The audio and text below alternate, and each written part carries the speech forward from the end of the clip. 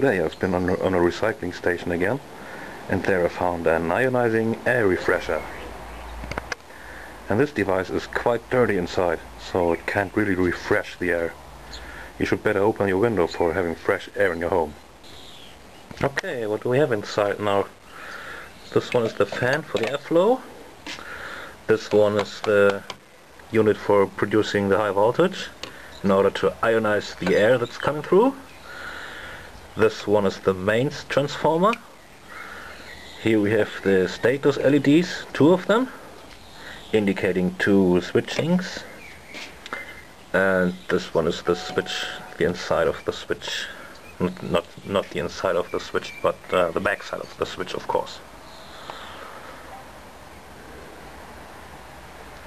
And that's the European, especially German standard mains cord.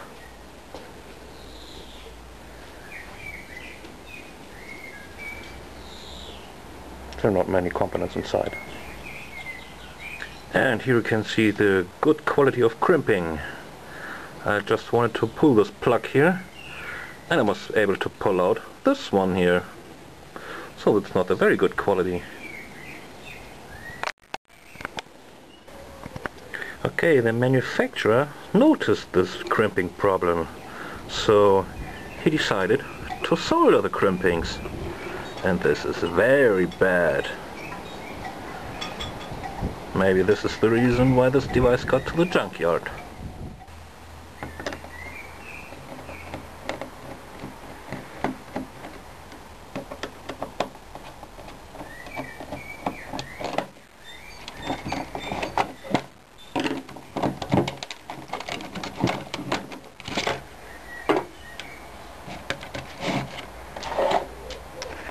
So this is the high voltage transformer here, the black device here.